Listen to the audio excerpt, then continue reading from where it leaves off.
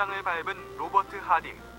제중원과 원산에서 의료 활동에 집중하던 그는 1898년 미국 남감리회 선교회 소속으로 본격적인 사역을 시작했지만 생각만큼 복음의 결실을 맺기는 쉽지 않았습니다. 저도 기대만큼 이루어지지 못하는 선교 결과에 실망도 하고 한계도 느끼고. 1903년 겨울 기도와 성서 연구를 위해 가진 선교사들과의 집회에서 하디 선교사는 성령의 능력을 의지하지 않고 자신의 지식만을 의지하려 했던 것을 깨닫고 통렬하게 회개하게 됩니다. 아무리 수고하고 애써도 결과가 없었던 것은 저의 영성이 부족했기 때문입니다. 그동안 저는 저의 부족함을 사람과 환경 탓으로 돌려왔습니다. 이제 모든 것을 회개합니다. 죄의 고백을 통해 구원을 체험한 하디 선교사는 비선교제인 조선의 성도들 앞에서 회개의 간증을 하기 시작했습니다. 자신의 교만함을 깨닫게 되고, 그래서 이제 많은 조선 사람들 앞에서 자신이 이제 통렬하게 이제 눈물로써 이제 회개를 하시게 된 거죠. 하디 선교사의 회개는 조선의 성도들을 탄복하게 했고, 이는 계층과 연령을 초월한 회개 운동으로 퍼져나갔습니다. 하디 선교사님의 회개를 보면서 기독교 신앙의 가장 기본적인 것이 회개로부터 출발된다는 걸 본 거예요. 그래서 회개가 무엇인지를 체험하게 되는 그런 사건이 벌어진 거죠. 원산에서 시작된 성령의 불길은 평양 대부흥으로 이어졌고, 길선주, 서경조, 한석진 목사 등 한국교회 부흥사들이 등장하면서 전국으로 확산됐습니다. 이와 함께 새벽기도회, 통성기도, 성미운동 등 새로운 신앙 형태가 결합되면서 한국교회만의 토착적인 신앙 문화가 만들어졌습니다. 새벽기도라든지 통성기도라든지 날경보라. 오늘 우리 말씀으로 화면을 넘기시겠습니까? 제가 말씀을 준비했습니다. 오늘 성경적인 재정관리 두 번째 시간을 갖습니다. 우리 지난주에는 많은 분들이 휴가철을 보내면서 우리에게 쉼을 주시는 예수님이라는 제목으로 우리가 그리스도 안에서 참된 평화와 안식을 누리는 것은 수고하고 무거운 짐진 자들이 예수님 앞에 나아갈 때 쉼과 은혜가 있다라는 말씀을 드렸습니다. 여러분 휴가는 다 다녀오셨습니까? 네. 저도 이번에는 올해는 휴가를 못 간 것 같아요. 저도 작년에는 부산 갔다 왔고, 재작년에는 저는 제주도도 갔다 오고, 이렇게 저는 이제 전에 교회 있을 때는 항상 그 대천 해수욕장에 이제 연합 전교인 수련회가 있어가지고 8월 첫 주에는 항상 대천 앞바다에서 제가 수영하고 왔다 갔다 했는데, 올해는 이제 아직도 교회적인 또 기도할 게 많아서 그냥 가까운 한강 수영장에서 저는 휴가를 보냈습니다. 여러분 하나님께서 여러분 안에 또 휴가를 가신 분도 계시고 휴가를 못 갔다 분도 계시고 저처럼 가까운 한강 수영장을 갔다 오신 분도 계시겠지만, 하나님께서 여러분에게 쉼과 은혜를 주실 것이 여러분의 인생의 큰, 또한 하나님 안에서 여러분의 걱정과 근심이 맡겨지고 정말 쉼과 평안 얻으시기를 바랍니다. 제가 바라는 것은 우리 교회 성도들이 좀 능력 있는 신앙생활이 됐으면 좋겠다 하는 것입니다. 믿으십니까? 그래서 저는 단임 목회를 하면서 세 가지 마음을 가졌습니다. 첫 번째가 영적으로 각성하는 것이다라는 것입니다. 오늘 우리가 하디 선교사 1903 집회에 참석하는 것도 영적 각성입니다. 여러분 우리의 신앙과 우리의 믿음은요 말로 변화되는 것이 아닙니다. 여러분의 자녀들이 말로 변화되는 것이 아니라는 거예요. 무엇이 변해야 됩니까? 우리의 영이 변해야 되는 줄 믿습니다. 여러분의 심령이 변화되어야 된다는 거예요. 우리가 하나님 앞에서 우리의 인생이, 우리의 심령이 변화될 때 하나님께서 우리를 강하게 사용하시는 줄 믿습니다. 그래서 제가 첫 번째로 생각하는 것은 우리의 영적으로 각성이 되어야 된다. 그래서 저희가 아까도 지금 기도 운동을 얘기했지만 저는 그렇게 생각합니다. 우리 교회가 살 길, 이 나라가 살 길, 여러분 개인이 살 길, 여러분 가정이 살 길은 기도밖에 없는 줄 믿습니다. 여러분 기도로 여러분 승리하시기를 바랍니다. 제가 우리 수요 예배나 금요 예배도 요즘에 생각하는 것이 한 10분 이상 기도하자, 한 30분 이상 기도하자. 제가 앞으로는 우리 교회를 통해서 매일매일 10분, 30분 기도하게 하려고 그래요. 혹시라도 새벽 기도가 좀 너무 일찍 와야 되는 그런 분도 계세요. 그런 분들은 와서 기도할 수 있도록 하려고 그래요. 또한 새벽 기도를 못 나오시는 분들은 저녁에라도 교회에 와서 기도하자. 이런 기도 운동이 일어나기를 원합니다. 왜 그렇습니까? 우리가 영적으로 살 길은 뭐밖에 없어요? 기도밖에 없다라는 거예요. 여러분 생각해 보세요. 여러분 기도 없이 다른 것이 잘 될 수 있을까요? 오히려 기도하지 않고 다른 것이 잘 된다? 때로는 위험한 것이에요. 기도하지 않았는데 목사님 저는 기도를 안 해도 다 알아서 다 잘 풀리고 너무너무 잘 돼요. 조심하셔야 돼요.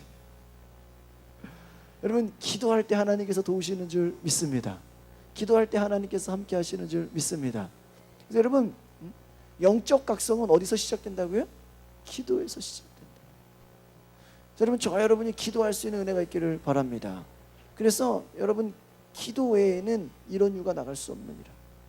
여러분의 영적인 경험, 하나님을 만나는 그 체험, 또 여러분이 말씀에 순종하는 그 순종의 삶, 여러분이 믿음으로 사는 그 믿음의 고백, 그 모든 것은 기도할 때 하나님께서 여러분을 도우신다라는 것을 생각하시기를 바랍니다. 두 번째는 우리가 마음이 강해져야 돼요. 우리가 마음이 담대해져야 돼요. 여러분 마음 가운데 때로는 우리가 살면서 너무나 많은 상처를 받고 아픔을 경험하고 상실감을 경험하고 고통을 받고 살고 있다는 거예요. 그러나 여러분 하나님께서 우리를 사랑하시고 다가오시면 우리를 치유하시는 은혜가 있는 줄 믿습니다. 그래서 여러분 예배를 통해서 주님이 여러분의 마음을 만지시는 놀라운 역사가 있기를 바랍니다. 우리가 영적으로 충만하여져도 마음이 공허한 사람들이 있어요. 목사님 저는 늘 외로워요. 목사님 저는 늘 힘들어요. 기도해도 마음이 늘 염려와 걱정뿐이에요. 여러분 우리 크리스찬들 중에서도 얼마나 많은 사람들이 염려와 걱정과 근심 가운데 사는 줄 아십니까? 어떤 사람 말하기를 크리스찬이라고 말하면서 예수를 믿는다고 말하면서 염려와 걱정을 하는 것은 그것은 크리스찬이 아니다. 그렇게 얘기하는 사람도 있어요. 여러분이 믿음의 사람이라고 얘기하면서 나는 걱정과 근심과 마음의 염려와 슬픔으로 내 마음이 너무나도 어려움 가운데 있다 그러면 그것은 하나님이 원하시는 삶이 아니라는 것이에요. 여러분이 때로는 두려워하고 근심과 걱정 가운데 빠져서 무섭고 공포감 가운데 사는 그 삶은 하나님이 원하시는 삶이 아니에요. 여러분 슬픔 가운데 빠져서 사람들이 두렵고 나 자신이 내가 싫고 막 그렇게 여러분 스스로가 자신을 비하하고 그런 것은 하나님이 기뻐하는 삶이 아니라는 것입니다. 그래서 여러분 제가 바라기는 우리 주일에 예배드린 여러분은 한 주 동안의 삶이 정말 행복한 삶이 되시기를 바랍니다. 여러분이 예배드리고 나면 하나님께서 여러분에게 기쁨과 은혜를 주시는 놀라운 삶이 변화가 되기를 바랍니다. 그래서 여러분 우리가 믿는 사람들이 믿지 않는 사람보다 다른 것이 뭔지 아십니까? 우리의 얼굴 가운데 빛의 광채가 있기를 바랍니다. 여러분 옆에 있는 사람 얼굴을 보세요. 뒤에서 얼굴에 광채가 났는지 막 근심 걱정이 있는지. 제가 오늘 여러분을 보니까 한 주 동안 무슨 안 좋은 일 있었어요? 어디 누가 뭐 돈을 떼먹고 도망갔어요? 오늘 평소보다 조금 어두운 것 같아요. 어디 뭐 너무 휴가를 갔다 너무 지쳐가지고 돌아왔는지. 여러분 하나님이 여러분을 바라시는 삶은요, 여러분이 은혜가 넘치고 행복이 넘치고 막 믿음으로 전진하는 삶을 살기를 원하시는 줄 믿습니다. 그러니까 여러분 여러분의 인생 가운데 여러분 주변을 바라보면서 여러분이 영향을 주는 사람입니까? 영향을 받는 사람입니까? 여러분이 때로는 사람들을 리드합니까? 끌려갑니까? 여러분 스스로 예수님이 여러분의 주인 되신다면 여러분의 마음을 예수님이 이끌고 가시는 은혜가 있기를 바랍니다. 그래서 여러분 강해지셔야 돼요. 그 강해진다라는 게 우리가 교만하고 막 강팍해진다는 얘기가 아니에요. 성경에 말하기를 제가 요즘에 묵상하는 것이 여호수아에게 강하고 따라합시다. 강하고 담대하라. 여러분 정말 여러분 안에 담대함이 있습니까? 여러분 남 눈치 보지 않아요? 막 무서워 벌벌 떨지 않아요? 그러지 말라라는 거예요. 하나님이 여러분 사랑하시고 하나님 여러분 바라보고 계시고 하나님 여러분 지켜주시고 하나님 여러분 보호하신다는 그 믿음이 있으면요, 내 가진 것이 없더라도 내가 부족하더라도 내가 지금 환경이 너무나 악조건이라도 하나님이 여러분 사랑하시기 때문에 놀라운 변화가 있다는 것을 기억하시기를 바랍니다. 그래서 여러분 진짜 여러분이 하나님 앞에서 변화되는 것은 무엇입니까? 여러분이 간증하는 삶을 사시기를 바랍니다. 여러분, 여러분의 인생 가운데 여러분의 삶이 간증이 있기를 바랍니다. 일주일 동안의 삶이 하나님 만난 경험이 있습니까? 하나님 만난 마음의 회복이 있습니까? 질문을 받는다면 여러분 마음 가운데 진정 나는 주님을 만났습니다. 주님 만난 기쁨과 행복이 있습니다. 내 삶에 하나님이 나를 여전히 사랑하고 계시고 나를 바라보고 계시고 나를 지켜보고 계시고 나의 기도에 응답하고 계십니다. 그러한 은혜가 있기를 바랍니다. 그래서 여러분 하나님을 경험하는 삶이 되시기를 바랍니다. 그래서 제가 고백하는 것은 그겁니다. 우리가 영적으로나 우리의 마음적으로나 우리의 육신적으로나 모든 것이 하나님이 다스리는 삶이 되기를 원합니다. 우리 옆에 있는 분들에게 고백합시다. 하나님이 다스리는 삶을 삽시다. 누가 다스리는 삶을 살라고요? 하나님이 다스리는 삶을 살라고요. 여러분 하나님이 다스리는 삶을 살면 여러분의 얼굴이 밝아요? 어두워요? 밝다는 거예요. 아직도 어두운 사람이 3명 있어. 내가 지금 예배를 어떻게 끌고 가야 되는지 모르겠어요. 여러분 이러시면 안 돼요. 예배를 한 3시간은 드려야 돼. 여러분 흑인 예배를 제가 이렇게 많이 드려봤는데 용산 이태원에 가가지고 흑인들 예배를 같이 이렇게 들으면 예배가 한 3시간이 돼요. 아마 여러분 여기서 예배 3시간 드리면 막 다 집에 갈 거야. 막 찬양 1시간, 막 설교도 1시간 반, 막 기도하고 찬양하는데 막 1시간 얼마나 막 기쁘게 하는지. 그런 막 기쁨이 있어요. 막 능력이 있네요. 막 제가 다음에 기회가 되면 그 흑인 예배 한번 영상으로 보여드릴게요. 제가 가서 같이 반주하고 막 그렇게 하는데 여러분 정말 예배를 통해서 여러분의 영적 부흥이 일어나기를 소망합니다. 제가 또 세 번째로 바라는 것은 여러분의 삶 가운데서 하나님이 다스리는 삶이라는 것은 하나님과의 관계가 회복되는 삶인 줄 믿습니다. 여러분 하나님과 관계가 회복되면요 모든 문제가 해결되는 줄 믿습니다. 성경은요 너가 따라합시다. 여호와를 기뻐하라.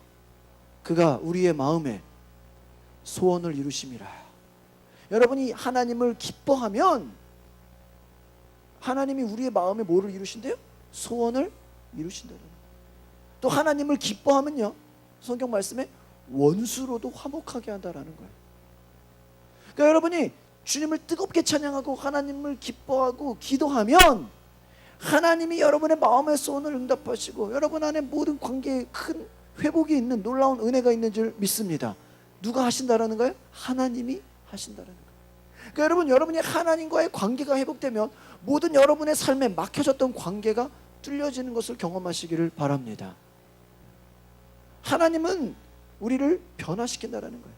하나님은 우리의 삶에 역사하신다는 거예요. 하나님은요 여러분이 마음을 닫아놓고 있기 때문이고 여러분이 기도하지 않고 여러분이 꽁꽁 얼려있기 때문이지 여러분이 마음을 열면 다가오셔서 여러분의 삶에 개입하시는 것을 기억하시기를 바랍니다. 그러니까 여러분 다 성경에서 하나님 만난 사람들은요 제가 요즘에 이렇게 여러 가지 신앙 책자를 많이 보는데 간증이 너무 많아. 이 책자를 보면 그래가지고 제가 요즘에 그래서 다음에는 이 간증만 제가 이렇게 모아가지고 설교를 한번 해야 되겠다.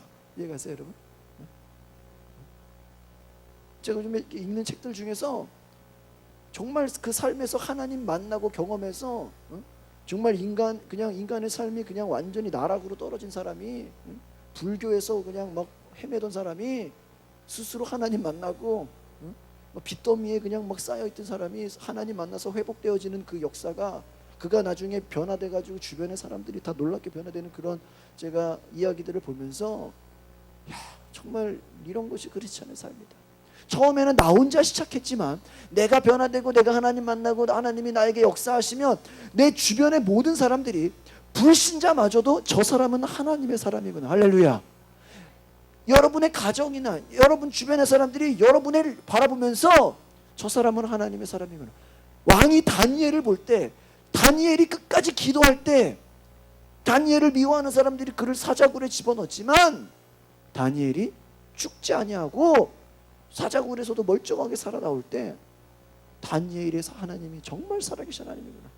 여러분, 똑같은 어려움을 당해도 하나님의 사람은 하나님이 보호하시고 지키신다는 것을 기억하시기를 바랍니다. 그래서 그것이 우리의 믿음이라는 것이, 하나님이 보호하시고 하나님이 나를 지키시고 하나님이 나를 도우시면 여러분 안에 모든 막혀졌던 관계, 하나님과의 관계 속에서 나의 삶이 나의 것이 아니라 하나님의 것임을 고백하는 저와 여러분 되시기를 바랍니다. 그래서 제가 바라기는 하나님과 여러분의 관계가 회복되어지고 하나님과의 관계가 여러분이 뚫려지면 여러분이 소망하고 또는 여러분이 관계하는 모든 육체의 삶, 때로는 여러분의 삶 가운데 많은 육신의 문제들, 또 재정적인 문제들, 또 여러분의 삶에 힘들어하는 어려운 문제들, 그 모든 부분들이 하나님의 도우심으로 해결되어지는 은혜를 경험하기를 바랍니다. 그래서 제가 바랄 때는 우리 교인들 중에서 하나님이 나를 도우셨다, 하나님이 내 삶에 역사하셨다, 내 삶이 전에는 완전히 그냥 하나님 없는 삶이었지만 하나님이 나를 도우실 때 하나님이 놀랍게 나를 사용하시고 나의 모든 필요를 채우시고 하나님께서 나를 통해 역사하셨다는 것을 간증할 수 있는 저와 여러분 되시기를 바랍니다. 저는 말씀을 준비할 때 여러분만 위해서 준비하는 것이 아니에요. 저는 화요일날 미군 부대 카투사 가가지고 똑같은 말씀을 전해요. 주일에 설교했다고 화요일에 가서 그대로 설교해요. 제 설교를 이제 인터넷으로 사람들이 영상으로 봐요. 보면서 또 이렇게 막 문자가 와요. 목사님 오랜만에 설교 들었어요. 저는요, 정말 하나님의 은혜와 하나님의 뜻과 하나님의 말씀이 여러분의 삶에서 역사되어진다라는 그러한 놀라운, 그러한 기적의 삶의 현장이 여러분의 주인공이 되기를 바랍니다. 따라합시다. 나는 말씀 속에서 역사하는 주인공입니다. 여러분 자신이 말씀 속에서 내가 역사되고 변화되는 놀라운 은혜가 있기를 바랍니다. 그래서 여러분, 우리가 하나님 앞에서 예배를 드린다는 것은요, 하나님 앞에 그 어떠한 작은 것도 막히지 말라라는 것이. 여러분, 막힌 것이 있으면요, 아무리 좋은 것이 보내줘도 흘러보낼 수가 없다는 거예요. 여러분 마음이 어둡잖아요. 여러분 마음이 슬프잖아요. 아무리 기쁜 것을 봐도 기쁘지가 않아요. 여러분 마음에 낙심과 절망이 다가오면요, 어떤 말씀을 들어도 그것이 나에게 뿌리 내려지지 않는다는 거예요. 그렇기 때문에 오늘 여러분의 삶에 하나님이 역사하시는 삶이 되면 여러분의 마음을 여시기를 바랍니다. 여러분의 마음을 주님 앞에 열어서 주님이 여러분 안에 들어오시도록, 내가 문 밖에 서서 두드리노니 누구든지 문을 열면 내가 그로 더불어 먹으리라. 여러분, 주님이 여러분 마음 가운데 들어오시기를 원합니다. 그래서 제가 오늘 여러분과 나누고자 하는 모든 말씀의 그 초점은 여러분의 삶이, 따라합시다, 나의 삶은 나의 것이 아니라 하나님의 것입니다. 그러한 고백이 되라는 것이. 오늘 말씀에 역대하 31장 5절에서 6절에 보면 왕의 명령이 내리자 곧 이스라엘 자손이 곡식과 포도주와 기름과 꿀과 밭의 모든 소산의 첫 열매들을 풍성히 드렸다고 나와 있어요. 왕의 명령으로 그들이 자신의 소산의 첫 열매를 하나님께 풍성히 드렸다라는 거예요. 또한 모든 것에 11조를 많이 가져왔다. 또 유다 여러 성읍에 이스라엘과 유다 자손들도 소와 양의 11조를 가져왔고 또 그들의 하나님 여호와께 구별하여 드릴 성물의 11조를 가져왔으며 그것을 쌓아 여러 더미를 이루었다. 성경은 말하기를요, 여러분이 하나님 앞에 놀라운 재물의 축복을 받기를 원하십니까? 아멘이 없어요. 여러분, 그런 길을 위해서는 첫 번째가 무조건 11조라고 성경은 얘기하고 있어요. 히스기야가요, 말년에 병에 걸렸어요. 여러분, 참 말년에 여러분 건강의 축복이 있기를 바랍니다. 히스기야가요, 말년에 병이 걸렸어요. 그래서 그가 병에 걸렸는데 기도했기 때문에 하나님의 은혜로 그가 살아났어. 그러니까 여러분, 기도는요, 병든 자를 구원할 수 있는 놀라운 은혜가 있는 줄 믿습니다. 여러분, 세상에서 안 된다고 하고 병원에서 이 사람 더 이상 못 고친다고 해서 실패했는데 암이라고 선고하고 끝났다고 했는데 하나님 앞에 나와서 고침받은 역사들이 있는 줄 믿습니다. 하나님은 우리의 질병도 고치시는 분인 것을 기억하시기를 바랍니다. 하나님은요, 우리의 질병을 고치시는 분이에요. 치유하시는 분임을 경험하시기를 바랍니다. 히스기야가요, 말년에 병이 걸려서 죽을 병이 걸렸다는 거, 오늘 말로 말하면 죽을 병에 걸렸는데 기도해서 하나님이 그를 살려주셨어요. 해를 뒤로 가게 하는 이적을 히스기야에게 보여주면서 몇 년을 더 살게 해주셨냐? 15년을 더 살게 해주셨다는 거예요. 여러분 생각해 보세요.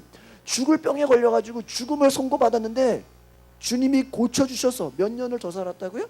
15년을 더 살았다. 히스기야는요, 죽음을 예고하신 하나님의 뜻이 있었어요. 그런데 그가 믿음의 기도로 돌이켰다라는 거예요. 그러니까 여러분, 왜 기도해야 되냐? 하나님이 작정하셨어도 여러분이 기도하면 하나님 돌이키시는 줄 믿습니다.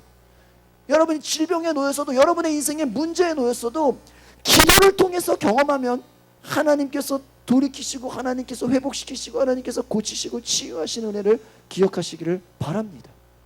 하나님은요, 우리의 기도를 들으신다라는 거예요. 히스기야가 기도를 통해서 그가 고침을 받고 15년의 삶을 연장받았어요.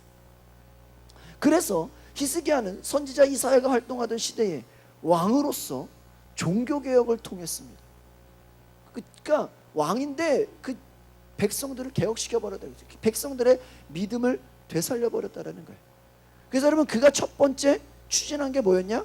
종교개혁의 중심에 11조가 있었다는 거예요. 아브라함에서 시작됐습니다. 야곱을 거쳤습니다. 모세 때에 이르러서 성문화가 되었어요. 모세는 시내산에서 10계명을 받을 때 11조에 대한 계명을 함께 받았어요.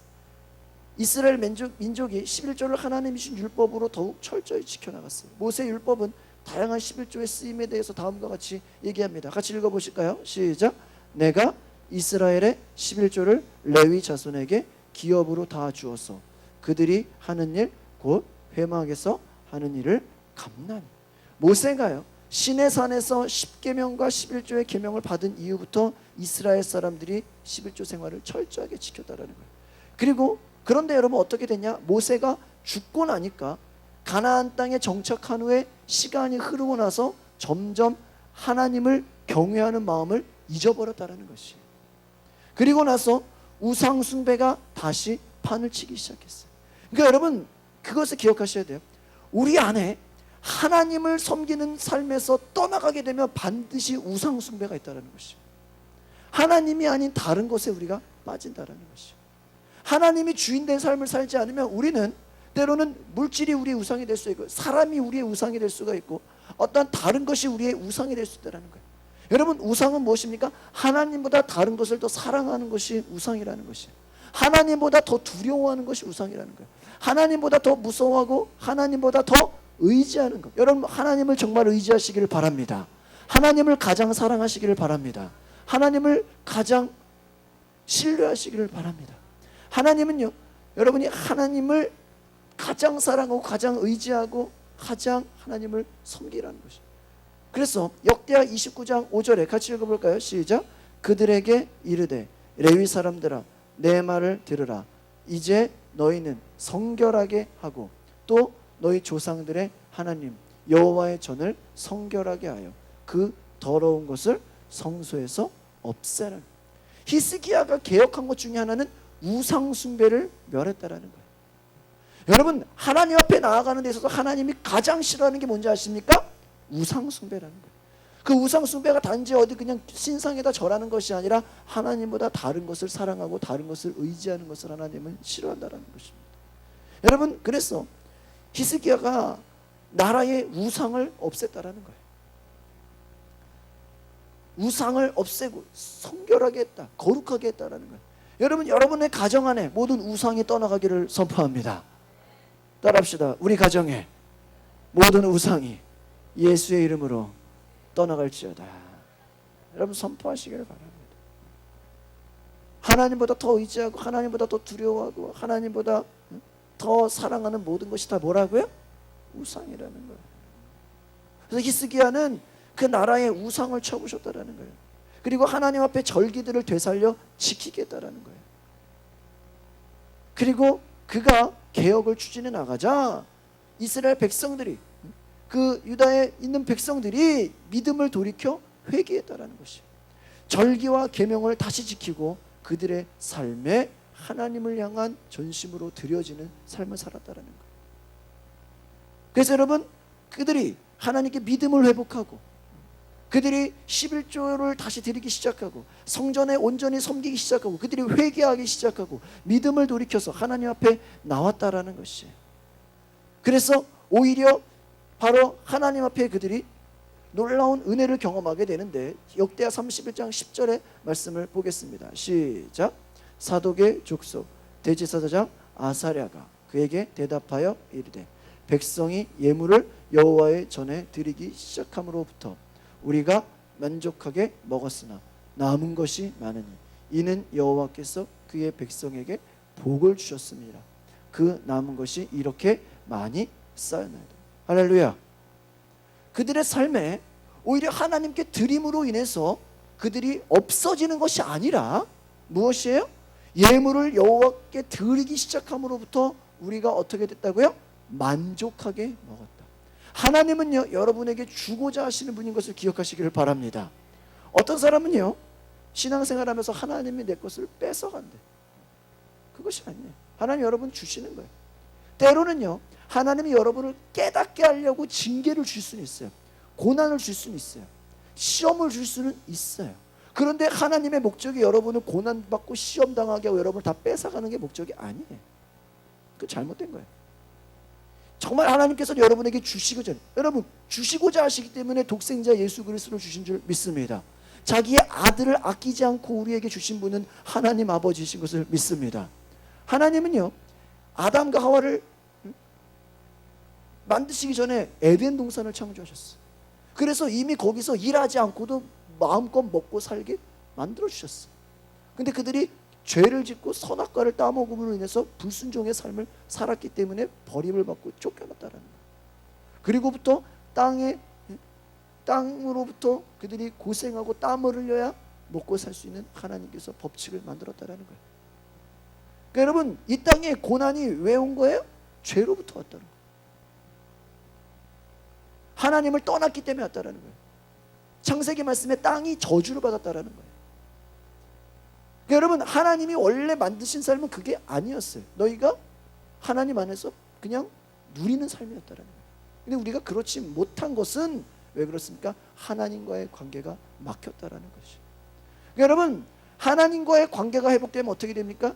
여러분의 삶에 만족하게 먹고 또한 남은 것이 많이 쌓일 수도 있는 하나님의 복이 임한다는 것이, 그러한 은혜를 경험하시길 바랍니다. 그러니까 여러분, 하나님께서 여러분에게 원하시는 것은 무엇이에요? 남아서 남을 도울 수 있는 은혜가 있기를 바랍니다. 바로 히스기야가 온 유다에 행한 개혁의 노력이 우상을 철폐하고 11조를 다시 개혁시키고 그들의 삶에 하나님을 1순위로 섬기게 하고 하나님의 말씀을 온전히 섬기게 하고, 그가 그 왕이 변화되니까 그가 놀라운 일이 있었다고 얘기합니다. 역대하 31장 21절 같이 읽어보겠습니다. 시작. 그가 행하는 모든 일 곧 하나님의 전에 수종을 드는 일에나 율법에나 계명에나 그의 하나님을 찾고 한 마음으로 행하여 형통하였다. 그러니까 여러분, 히스기야가 어떻게 시작된 거예요? 그가 죽을 병에서 하나님이 그를 고쳐가지고 15년을 연장하고 나니까 그가 완전 뒤집어진 거예요. 아, 이제는 하나님 살아계시는구나. 완전 내 삶이 개혁되니까 왕이 바뀌니까 어떻게 돼요? 백성들이 다 바뀌어지는 거예요. 여러분, 이와 같이 여러분 한 사람이 변하면 주변 사람이 놀랍게 변화되는 은혜가 있기를 바랍니다. 한 사람의 변화는 이렇게 놀랍다라는 거예요. 히스기야 한 명이 변화되니까 그 백성들이 다 변화가 돼서 그가 행하는 모든 일, 하나님의 전에 열심히 수종을 들고 일에나 율법에나 계명에나 누구를 찾아요? 하나님을 찾았다. 여러분의 삶에 하나님을 찾는 은혜가 있기를 바랍니다. 그러니까 여러분, 진정 하나님께 돌아간다는 것은요, 여러분이 하나님께 기도한다라는 것이에요. 여러분 생각해 보세요. 여러분 한 주간 동안 여러분 얼마나 하나님을 찾습니까? 힘든 일을 당할 때 여러분 친구한테 먼저 전화합니까? 기도 먼저 하십니까? 어려운 일 당하면 원망을 먼저 하십니까? 하나님께 기도하십니까? 여러분 주님께 기도하시기를 바랍니다. 여러분 영적인 개혁, 영적 각성은 누구와 누구를 찾는 거야? 결국은 하나님을 찾는다라는 것이. 하나님께 마음을 드린다는 거예요. 그러면 어떻게 된다라는 것이에요? 형통하였더라. 형통한다는 것이 무엇인지 아십니까? 그냥 다 하나님 복 주고 성공한다 이 얘기가 아니에요. 따라합시다. 하나님이 함께 하십니다. 구약의 형통은 뭐냐면요, 하나님이 함께 하신다는 거예요. 제가 다음에 설교를 한번 할 때 무슨 얘기를 할 거냐면, 예수 믿으면 다 복 받습니까? 그런 내용을 한번 설교를 할 거야. 그 내용은 뭐냐면, 결론을 미리 조금 말씀드리면, 예수 믿는 것이 다 무조건 복만 받는 것은 아니다. 예수 믿으면서도 고난 받을 수 있다 없다? 있다. 다른 말로 하면 예수 안 믿는 사람도 얼마든지 이 땅에서 잘 먹고 잘 살 수 있을까요? 없을까요? 있어요. 예수 안 믿는 사람도요, 얼마든지 인간적으로 성공하고 그냥 부와 명예와 건강과 자녀 잘 되고 이런 놀라운 이 땅에서 힘든 거 하나도 없이 장수하고 살 수 있을까요? 없을까요? 있어요. 예수 믿는다는 것이 단지 그냥 여러분 만사형통으로 생각하시면 안 돼요. 그래서 우리가 때로는 이 성경에서 형통하다라는 걸 내가 예수님 믿는데 왜 내 삶에 어려움이 있습니까? 내가 예수님 믿는데 왜 내 삶에 고난이 있습니까? 이런 식으로 생각하는 거예요. 그건 아니라는 거예요. 여러분, 예수님 믿어도 우리의 궁극적인 복은 영적인 복이에요. 믿으십니까? 그 영적인 복은 뭐예요? 지옥 가지 않고 어디 가는 거야? 천국 가는 거예요. 믿으십니까? 그것이 놀라운 영적인 축복이에요. 우리의 영이 거듭나서 하나님의 나라에 가는 거야. 이 땅에서 아무리 잘 먹고 잘 살고 자녀가 잘 되고 여러분이 뭐 땅이 많고 막 재산이 많아도 예수 안 믿으면 지옥이야. 그래 안 그래요? 그거는 정해진 거야. 영이 죽는 거야. 영원한 지옥으로 가는 거야. 그러니까 여러분, 기독교에서 말하는 형통하다라는 것은 그 안에 하나님이 채우시는 복도 있고 건강도 있고 장수도 있고 물질의 넉넉함도 있지만 결과적으로 뭐다? 하나님이 함께 하시는 것을 기억하시기를 바랍니다. 그래서 여러분, 하나님이 함께하는 삶을 사는 것이 성경이 말하는 복이라는 거예요. 그래서 여러분, 히스기야가요, 그가 백성들에게 명령하는 것이 첫 번째가 11조를 철저하게 지키라는 거예요. 그러면 하나님이 모든 것을 다 채워준다라고 당당하게 얘기했다는 거예요. 그것을 종교 개혁으로 했다라는 거예요. 백성들이 왕의 명령에 따라, 여러분 생각해 보세요.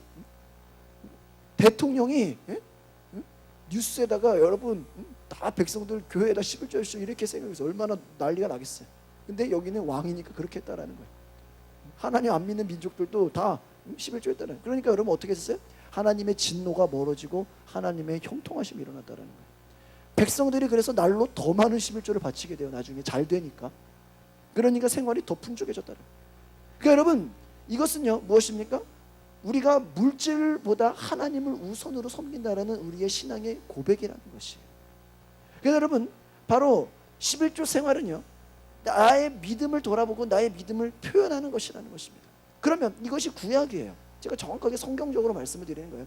여기까지 구약인데 이제부터는 신약, 예수님은 어떻게 우리가 하나님께 드려지는 11조와 예물을 어떻게 말씀드렸나, 이제 신약의 그러한 관점으로 말씀드리겠습니다. 누가복음 11장 42절 우리 본문의 말씀 같이 읽어봅시다.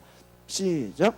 화 있을진저 너희 바리새인이여, 너희가 박하와 운양과 모든 채소의 11조는 들이되 공의와 하나님께 대한 사랑은 버리는도다. 그러나 이것도 행하고 저것도 버리지 말아야 할지. 예수님이요, 이제 얘기할 때는요 거꾸로 됐어요. 오히려 그 당시는 바리새인들이 너무 11조를 잘 드려, 너무 하나님 그 말씀에 열심으로 섬겨. 그런데 예수님은 말씀하시는 거예요. 너희 바리새인들이여, 너희가 11조와 여러 가지 공의와 하나님께 드리는데 뭐가 없다? 하나님께 대한 뭐가 없다고요? 사랑이 없다라는 거예요. 그러니까 예수님의 관점에서는 여러분이 행위만 있다고 되는 것이 아니라, 여러분 잘 들으세요. 구약의 관점은요, 여러분의 마음보다는 행위가 있어야 돼. 그래서 구약은요, 여러분이 뭐예요? 남을 죽이지 마라, 살인하지 마라. 살인하지 않으면 그냥 괜찮은 거야. 근데 신약의 관점으로는 뭐예요? 미워하는 것도 마음으로 뭐 하는 거야? 살인한다라는 거야. 그러니까 예수님은요, 율법을 더 어떻게 해서 더 강화시키는 거야. 니네가, 예수님 관점은 뭐냐? 니네가 주일날 교회 오기만 했냐? 구약의 관점으로는 여러분의 몸이 여기 와 있어서 예배만 드리면 주일 성수한 거야. 이해가십니까?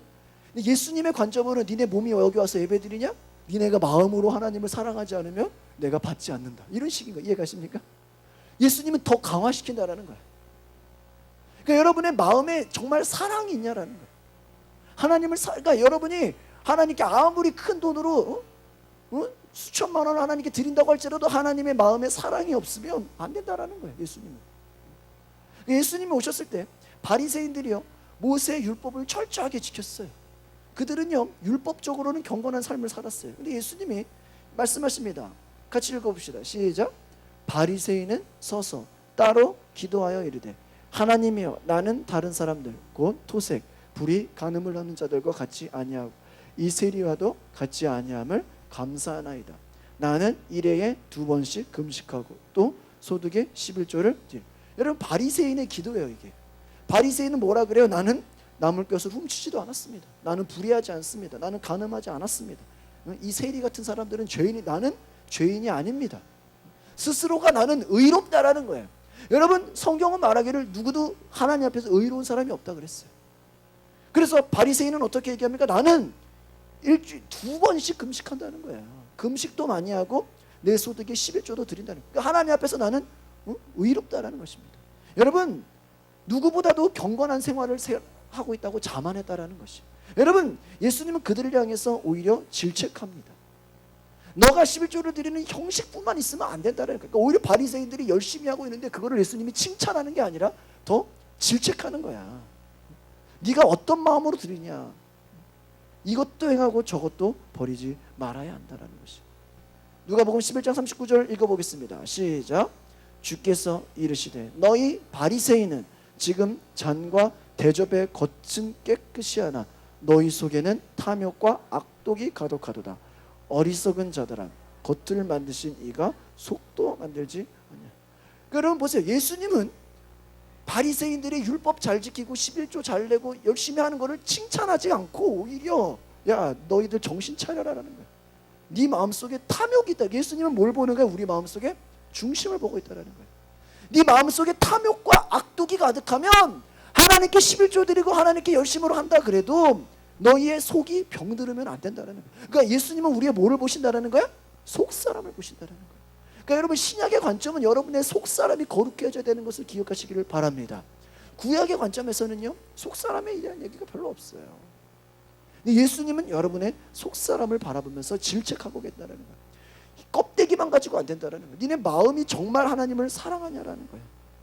여러분 예수님이 오셔서 율법을 없애요. 어떤 사람은요 야 이제는 복음의 시대니까 율법주의대로 하면 여러분 율법주의는요 율법만이 온전하다는 거예요. 복음 필요 없다는 거예요. 그건 잘못된 거지만 율법이 필요 없다라는 것은 아니라는 것이에요. 예수님의 마태복음 5장 18절 읽어봅시다. 시작.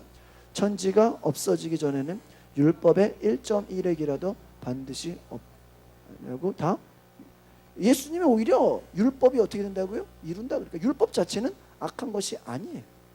율법이 폐한 것이 아니라 예수님이 오셔서 더 완전해졌다는 거예요. 껍데기만 있는 것이 아니라 그 속마음까지 다 보신다라는 거예요. 그러니까 여러분 오늘날 우리가 신앙생활 한다는 것은 여러분의 껍데기 행위만 가지고 안 된다라는 것이에요. 여러분의 속사람이 하나님을 정말 사랑하고 하나님 앞에 여러분 온전하게 겸손하게 나아가시기를 바랍니다. 같이 가야 된다라는 거예요. 여러분 율법이 폐했다면 십계명도 없어져야 돼요. 예수님을 율법으로는 구원에 이룰 수가 없어요. 예수님을 믿음으로써 구원에 이룰 수 있다는 거예요. 그러니까 여러분 율법주의에 빠진 것은 형식적인 형식주의예요. 그러나 여러분 오늘날은 우리가 복음으로 더 주님을 사랑하고 하나님 앞에 여러분의 마음을 드리는 놀라운 은혜가 있기를 바랍니다. 여러분 그럼 생각해 보세요. 저를 보세요. 구약 시대 때는 어떻게 됐어요? 행위가 중요했어. 행동이 중요했어. 신약 시대 때는 예수님이 와서 어떻게 된지 아세요? 뭐가 중요해? 속사람의 마음이 중요해. 그럼 지금 보세요. 크게 성경을 세 가지로 나눕니다. 첫 번째는 구약 시대, 두 번째는 예수님 시대라 그래요. 세 번째는 무슨 시대일까요? 따라합시다. 성령 시대. 지금은 무슨 시대일까요? 성령 시대예요.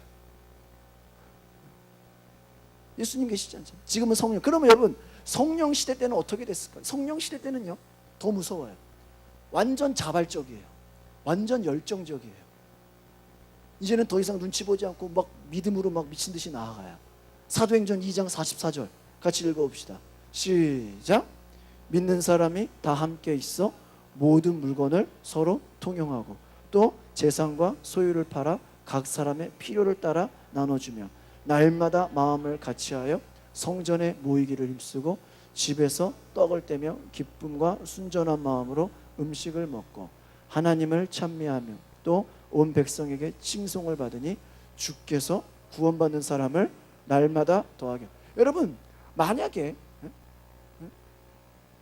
어떤 교회 목사가 성경을 들이대면서 나는 사도행전 교회처럼 하겠습니다. 그러면요, 여러분, 실제로 교회 나올 사람 하나도 없어.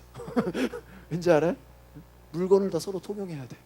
다 같이 써야 돼. 네 거 내 거가 없어. 재산과 소유를 다 팔아. 그래서 각 사람의 필요를 다 채워줘. 땅을 팔고 재산을 팔고 와서 당신 뭐 가난한 거 있습니까? 채워주겠습니다. 나눠주는 거야. 뭐가 없습니까? 가난한 사람 도와주겠습니다. 그리고 어떻게? 수요 예배, 금요 예배도 없어. 뭐야? 날마다 성전에 모이기를 힘써.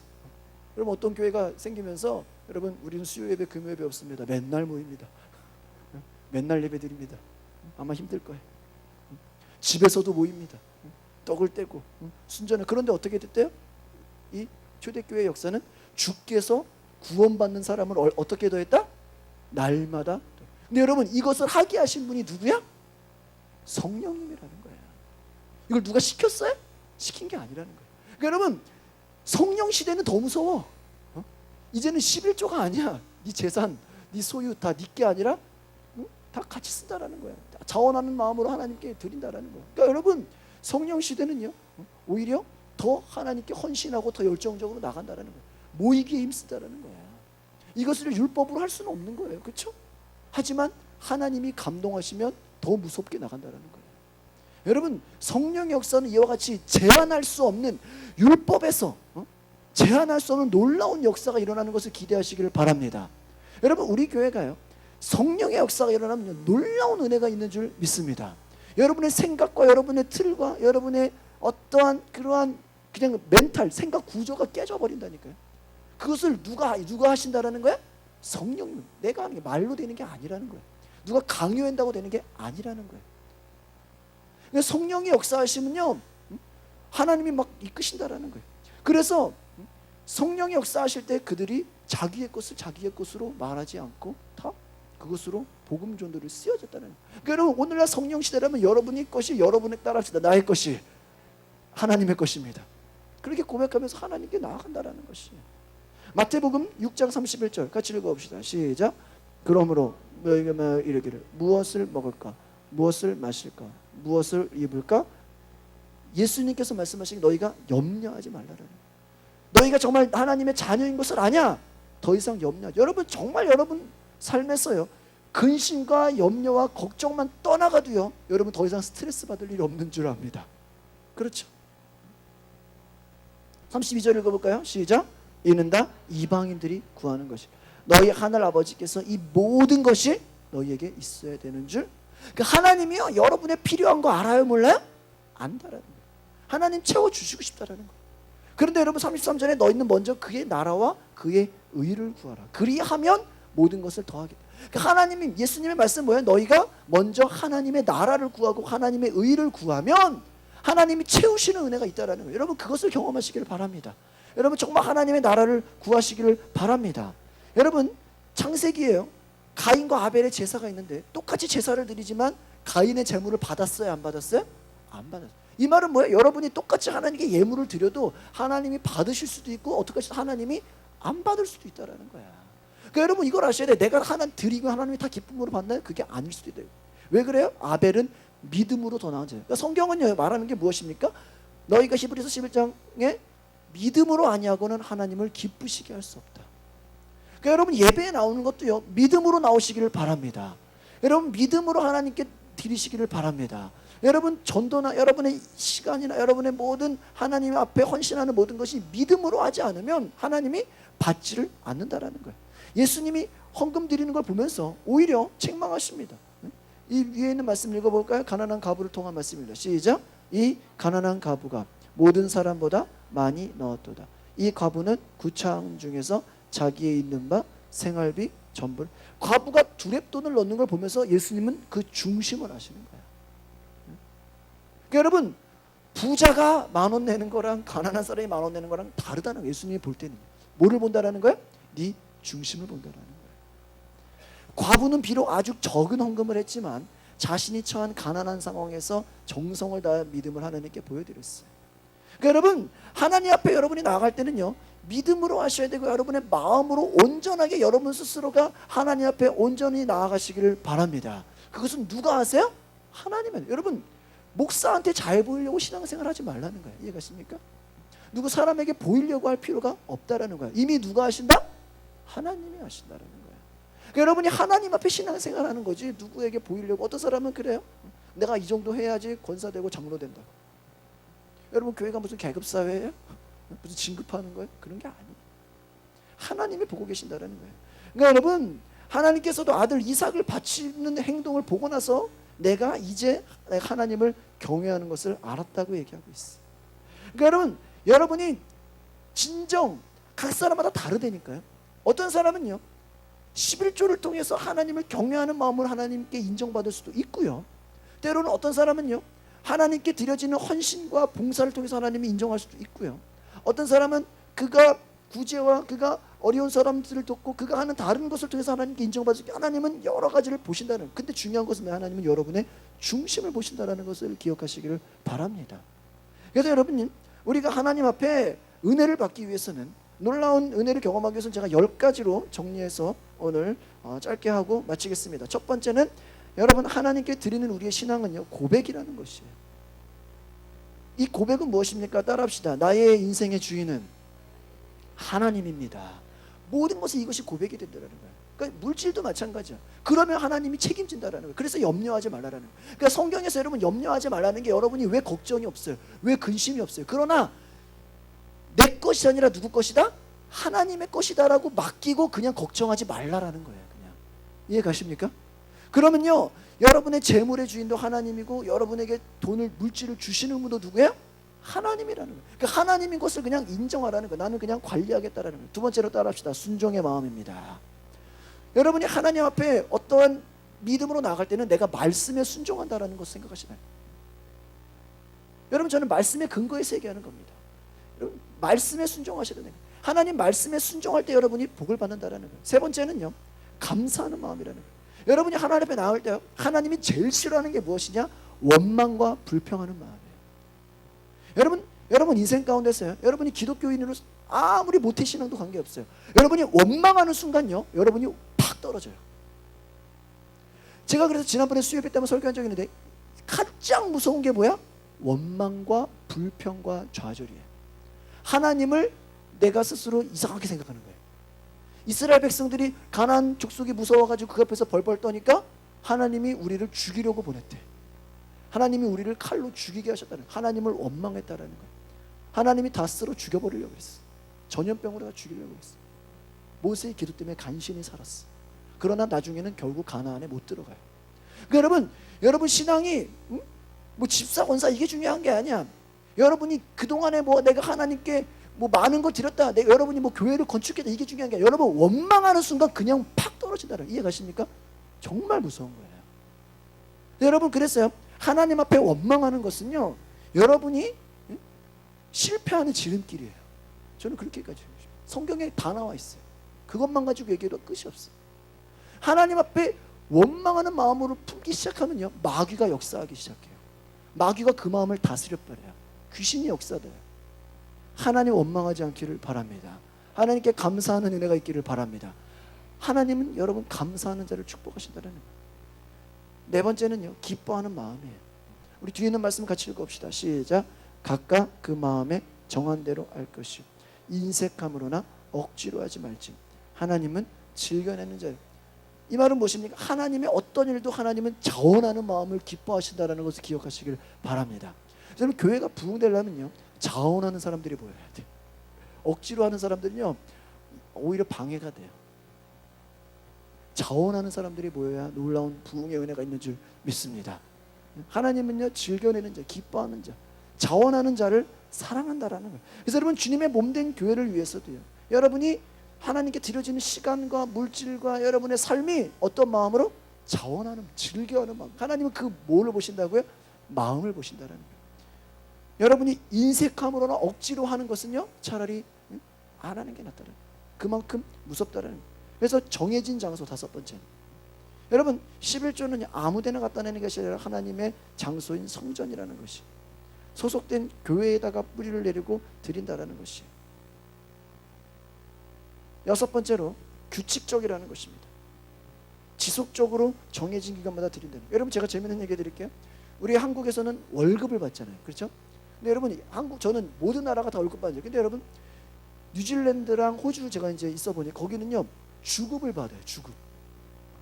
그러니까 얼마나 재밌냐면 매주 11조 해야 돼. 매주. 그러니까 월요일 날 일한 거를 언제 받아요? 금요일 날 받아. 그래가지고 얼마나 재밌는 일이냐면 제가 거기 뉴질랜드에 있을 때 한 청년이, 목사님 이 나라는 재밌는 나라예요. 주급을 받으니까 월요일 날 받은 월급을 언제 받아요? 그 주급을 금요일 날 받잖아. 그러면 토요일 날 일요일 날 다 써버린대. 다 써. 그냥 노는데 쓰는 거야. 그럼 또 일요일 날 월요일부터 일해서 또 금요일 날, 그럼 또 주말에 그거 가지고 또 쓴다라는 거야. 그 주에 받아서 그 주에 다 쓴다라는 거야. 그러니까 얼마나 사람들이 그 주에 그냥 다 써버린다라는 거야. 그러니까 여러분 뉴질랜드나 호주에 있는 교인들은 얼마나 재밌어요? 매주 11조 해야 돼. 매주 주급으로 받아. 월급 개념이 없어. 그러니까 여러분 규칙적이라는 거죠. 또한 일곱 번째입니다. 하나님과의 동행이라는 거예요. 여러분이 하나님의 것으로 여러분이 인정하면 하나님과의 관계가 회복된다라는 거예요. 그러니까 여러분 제가 말씀드리고 싶은 건 그럽니다. 어떤 분야든지 하나님과 막힘이 있지 않기를 바랍니다. 하나님과 동행하는 역사가 있기를 바랍니다. 여덟 번째는요, 하나님께서 여러분의 물질을 채우시겠다는 거예요. 성경에는요 여러분의 물질을 채우겠다고 하는 약속의 말씀이 굉장히 많이 나와 있어요. 제가 그래가지고 언제는 지금 요즘에 9월 달에 집회를 뭐를 할까 지금 고민하고, 지금 후반기 지금 이런 특별 집회를 뭐를 할까 생각하는데, 어떠한 하나님이 물질의 축복 준 얘기만 가지고 하려고 그래도 제가 집회를 할 수 있을 것 같아요. 너무 자료가 많아. 이거를 불신자들을 대상으로 해가지고 성경적인 부자가 어떻게 됐는지 그런 세미나를 하고 싶은 심정이에요. 그만큼 하나님이 물질의 축복을 열어주는 게 사실 엄청나게 있어요. 근데 우리가 잘 몰라요. 그런 통계나 그런 자료나 간증이 너무너무 많아요. 엄청나요, 하나님 주시는 게. 근데 우리가 잘 모른다고 그런 거예요. 여러분, 그래서 하나님께서 주시는 여러분 모든 것은 여러분을 채워주신다는 은혜를 기억하시기를 바랍니다. 아홉 번째로 하나님이 보호하신다는 거예요. 여러분이 하나님의 것으로 인정하고 하나님께 드리고 하나님의 여러분의 삶이라고 고백하면 하나님의 백성이 되고 하나님이 버리지 않고 하나님이 보호하신다는 거예요. 열 번째로 하나님은요, 하나님의 궁극적인 관심은 여러분 혼자 끝나는 것이 아니에요. 성경은요, 너희가 나의 사람이면, 너희가 나의 자녀면 너희의 자손들이 복을 받는다고 성경은 얘기하고 있어요. 여러분 혼자 복 받는 거 가지고 만족하지 않기를 바랍니다. 여러분의 자녀들, 자손들이 은혜가 이어진다라는 거예요. 그래서 그 자손들을 크게 성하게 하신다, 약속하시는 거예요. 여러분 제가 감사한 건 저희 부모님이 목회자 집안이잖아요. 제 아내도 부모님이 목회자 집안이잖아요. 저희는 어떤 하나님께 드려야 이런 걸 당연하게 생각하지 한 번도 의심해 본 적이 없어요. 이것이 감사해요. 저희가 바라는 것은 부모님으로부터 그런 은혜를 받은 것이 제가 감사한 거예요. 내가 의심하지 않아. 하나님 살아계신 걸 의심하지 않아. 하나님, 나의 인생이 하나님의 것인 것을 의심하지 않는다. 여러분 우리의 자녀들이 하나님 앞에 여러분 하나님의 것인 것을 여러분 하나님이 책임지시고 하나님이 그들을 사랑하시고 하나님이 그들을 보호하시고 자녀들을 계속해서 약속의 은혜를 주시는 것을 기억하시기를 바랍니다. 성경은요 아브라함 혼자 끝나지 않았어요. 이삭이 반드시 이어졌어요. 야곱의 믿음을 보고 야곱의 자손에게 이어졌어요. 그러니까 여러분 하나님이 원하시는 것은요, 여러분 한 사람이 은혜를 받고 여러분이 변화되면 여러분의 자손으로 이어지는 역사가 있기를 바랍니다. 그래서 여러분이 하나님 앞에서 달라진다라는 것은 내가 혼자 끝나는 것이 아니라 하나님이 여러분을 경험하면, 그래서 여러분 제가 요즘에 그 하나님의 은혜를 경험한 사람들을 보면요 다 그 근원이 어딘지 나오는지 아십니까? 어머니부터 많이 나왔어. 신앙에 훌륭한 어떤 은혜를 받은 사람들의 그 전기를 읽어보면 여러분 기독교에 가서 책을 보십시오. 저는 어머니가 이렇게 시켰습니다. 저는 어머니가 이렇게 하라고 했습니다. 저는 어머니가 교회에 앉을 때는 맨 앞자리 가서 앉으라고 했습니다. 저는 어머니가 저에게 매일 성경을 보라고 했습니다. 저는 어머니가 매일 교회에 가서 기도하라고 했습니다. 어머니가 그의 신앙을 가르치는 가서 자녀들이 변화된 역사가 너무 많다라는 거예요. 그래서 여러분, 유대인들을 위해 어머니가 유대인인 게 중요해요. 여러분 그거 아십니까? 요즘에 한국에 이 아랍 사람들이 굉장히 많아요. 근데 여러분 그 어머니가 상당히 무섭다는 거예요. 어떻게 되냐면요, 하나의 정책으로 이 아랍 문화, 이슬람 문화가 들어오려고 해서 그 여자들을 한국에 왕창 보내. 그럼 누구랑 결혼해? 한국의 남자들하고 결혼해요. 그럼 자녀들을 낳잖아요. 그 자녀들을 어떻게 교육시켜요? 완전히 이슬람 교육을 시켜버린다는 거예요. 여러분 전 세계에서요, 이슬람 문화가 들어오지 못한 나라가 한국밖에 없어요. 모든 나라 이슬람이 다 점령했어. 근데 한국도 그렇게 한다. 그렇게 하기 위해서 여자들을 보낸다는 거예요. 여자들이 자식을 낳아서 어떻게 하는지 아십니까? 한 7살 때까지 자기네 나라에 보냈다 온다라고, 그렇게까지 시킨다는 거예요. 완전히 교육시킨다는 거예요. 이슬람 문화가 얼마나 무섭습니까? 사람을 죽이는 문화예요. 그와 같이 타 종교도 남의 문화에 쳐들어와서 결혼을 해서 자녀들을 변화시키는 거예요. 여러분 하나님의 관점도 여러분 혼자 끝나는 것이, 여러분의 자녀가 반드시 하나님의 사람으로 놀라운 은혜를 경험하는 그러한 축복이 있기를 바랍니다. 그래서 어머니를 통해서 우리의 자식들이 변화되는 놀라운 은혜를 저 여러분이 경험하시기를 바랍니다. 기도하겠습니다. 거룩하신 하나님, 오늘 우리의 삶에 정말 하나님의 은혜를 경험하게 하여 주시옵소서. 우리가 지식으로만 끝나는 것이 아니라, 내가 배운 것으로 내 생각으로만 끝나는 것이 아니라, 하나님 살아계시고 하나님 나를 바라보고 계시고 하나님께서 나를 여전히 지금도 일하고 계신 것을 깨닫게 하옵소서. 하나님의 나를 바라보시는 성령의 역사가 하나님 오늘도 나를 바라보시고 하나님께서 나를 사랑하시는 그 은혜를 우리가 기억하게 하옵소서. 성령님 오늘 우리 가운데 임하여 주시옵소서. 성령님 오늘 우리 가운데 말씀하여 주시옵소서. 그로 말미암아 하나님이 기뻐하시는 우리의 인생이 되어지게 하옵소서. 오늘 우리의 삶에 감사와 고백이 넘쳐나며 하나님 여전히 나를 바라보고 하나님 여전히 나를 사랑하고 하나님 여전히 나를 이끌고 계신 것을 기억하게 하옵소서. 오늘 우리의 삶이 나 혼자 끝나는 것이 아니라 히스기야가 변화돼서 그 백성들이 다 우상을 버리고 하나님 앞에 고백한 것처럼 우리의 인생이 내가 변화될 때 내 주변 사람이 다 변화되는 놀라운 은혜를 경험하게 하옵소서. 내가 변화될 때 내 자녀들도 변화되고 하나님의 사람으로 인정받는 놀라운 역사가 있게 하옵소서. 감사와 찬양을 드리며 예수 그리스도의 이름으로 기도하옵나이다. 아멘. 여러분들한테 사랑을 받거나 도움을 받은 게 아니라, 완전 여러분이 이제 이렇게 살다가도 어떤 병 걸리면 다 버려. 아, 무슨 죄를 지어서 그렇구나. 소외시킨다라는 거예요. 그런데 예수님은 그 태도가 완전히 달랐어요. 예수님은 치유에 있어서 너무나 중요한 생각을 가졌어요. 예수님은 다가갔어요. 깊은 관심을 가졌어요. 그래서 예수님은 여러분 이 병 걸린 자들, 치유가 필요한 자들에게 찾아가서 치유한 이야기가 그 전체 사역의 3분의 1이 된다는 거예요. 그러니까 여러분 이와 같이 예수님의 치유는 바로 하늘나라가 우리에게 임한 증거다라는 뜻인 것을 기억하시기를 바랍니다. 하나님의 나라가 임하면 뭐가 일어납니까? 치유가 일어난다. 그래서 마가복음에서 바로 마귀를 쫓아내는 치유 행위, 예수님의 권능, 또 누가복음에서도 예수님이 치유하시는 그러한 놀라운 능력, 예수님의 정체성 다 설명해 주겠다는. 우리 누가복음 13장으로 한번 가보겠습니다. 누가복음 13장 22절의 말씀을 한번 보겠습니다.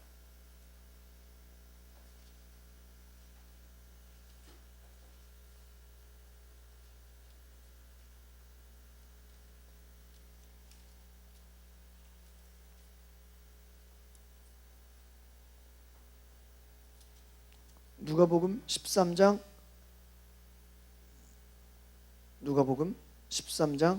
22절 시작. 예수께서 각 성 각 마을로 다니사 가르치시며 예루살렘으로 여행하시니. 예수님께서 각 성과 각 마을로 다니시면서 바로 예수님께서 모든 그러한 하나님의 일들을 하셨습니다.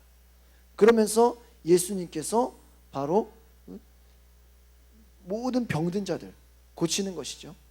그래서 예수님께서 또한 하나님의 나라를 선포하시는 것입니다. 여러분, 예수님께서 모든 그러한 사역 가운데 돌아다니셨다는, 각 마을로 각 사람들을 찾아다니셨다는 거예요. 그러니까 여러분, 예수님의 치유는요, 하나님의 나라를 선포했습니다. 그래서 바로 너희가 가서 보고 들은 것을 전하라고 한 것이 바로 예수님의 치유 사역인 것이에요. 그래서 여러분, 바로 예수님의 치유 사역은 우리의 모든 상식을 뛰어넘는 것이고, 인간의 눈으로 할 수 없는 모든 것을 가능하게 하는 것이고, 또한 하나님의 창조 질서 가운데로 다시 살아있게 한다는 것입니다. 그래서 그리스도의 그 치유 동기는요, 바로 인간의 아픔에 대한 깊은 사랑이었다는 것을 기억하시길 바랍니다. 한번 따라합시다. 인간의 아픔에 대한 깊은 사랑입니다. 그러니까 예수님의 사랑은, 예수님이 우리를 치유하는 동기는 뭐예요? 인간의 아픔을 아신다는 거예요. 그것을 사랑하는. 그래서 우리를 사랑하시고 우리의 영과 정신과 육체까지도 다시 일어나게 원하시고, 우리 몸과 마음에 하나님의 말씀을 주셔서, 하나님의 사랑을 주셔서 하나님의 올바른 관계가 되기를 원하신다는 거예요. 그래서 여러분, 예수님은 죄와 믿음과 치유가 서로 깊은 연관이 있다는 거예요. 따라합시다. 죄, 믿음, 치유. 그러니까 여러분, 죄를 죄책감에서 해방시키는 것이고, 또 믿음을 갖게 하는 것이고. 여러분, 지붕을 뚫고 내려온 중풍병자 이야기가 있어요. 그리스도는 먼저, 예수님께서 죄를 어떻게 했어요? 이 죄를 용서해 주셨다는 거예요. 중풍병자를 보면서 네 죄가 용서받았다고 얘기했어요. 그리고 나서 네가 이제